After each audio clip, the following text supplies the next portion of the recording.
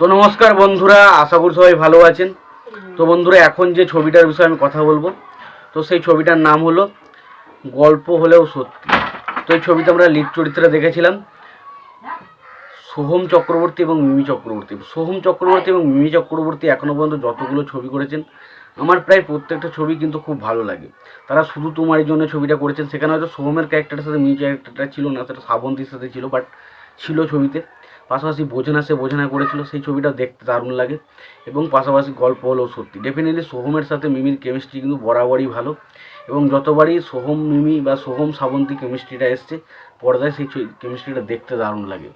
তো এই ছবিটা আমার কাছে কিন্তু বেশ ভালো একটা ছবি লাগে। তবে সত্যি কথা বলতে গেলে এই ছবিটা আপনার তখনই ভালো লাগবে যখন আপনি তামিল ছবি পিৎজা এই ছবিটা যখন না দেখে থাকবেন। পিৎজা ছবিতে লিড চরিত্রে অভিনয় করেছে বিজয় সেতুপতি, এবং বিজয় সেতুপতি কত ভালো মানের অ্যাক্টর সেটা নিয়ে কোনো রকম কোনো সন্দেহ নেই। তো সেই পিৎজা ছবিটা যদি আপনি না দেখে থাকেন, তাহলে অবশ্যই আপনার কিন্তু গল্প হলেও সত্যি ছবিটা ভালো লাগবে।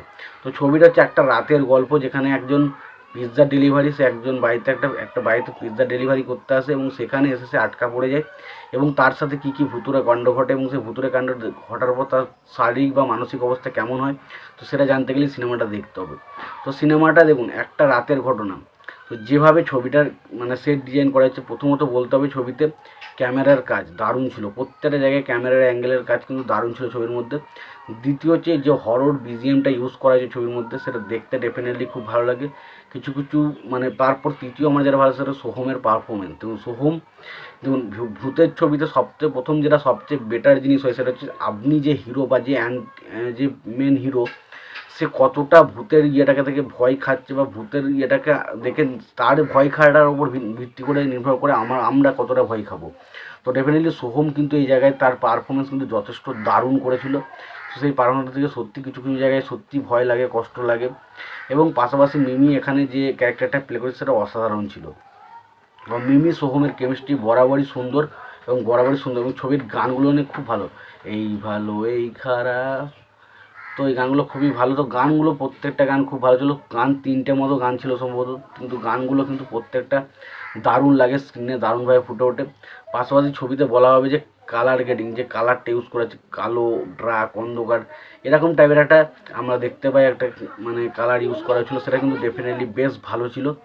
এবং পাশাপাশি বলতে হবে ছবিতে ব্যাকগ্রাউন্ড স্কোর বেশ ভালো। ছবিতে যারা পারফর্ম করেছে প্রত্যেকের কাজ কিন্তু ভালো ছিল। তো ডেফিনেটলি এটা একটা ভালো রিমেক বলা যায়। তবে ছবিটা পিৎজা ছবির মতো অত ভালো হয়নি, বাট ছবিটা যেহেতু বাংলায় এই ধরনের ছবি নেই, যদি আপনি পিৎজা ছবিটা জানি অনেকে দেখেননি, তো পিৎজা ছবিটা না দেখে থাকলে অবশ্যই গল্প হলেও সত্যি ছবিটা একবার দেখতে পারেন। এবং যদি আপনারা গল্প হলেও সত্যি ছবিটা দেখে থাকেন, আপনাদের কেমন লেগেছে অবশ্যই জানাবেন।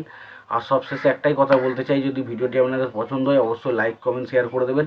চ্যানেলটায় যদি নতুন হয়ে থাকেন অবশ্যই আপনারা চ্যানেলটা সাবস্ক্রাইব করে নিয়ে পাশে বেল আইকনটা অবশ্যই প্রেস করে দেবেন। ভালো থাকবেন, সুস্থ থাকবেন, দেখা হচ্ছে পরের ভিডিওতে।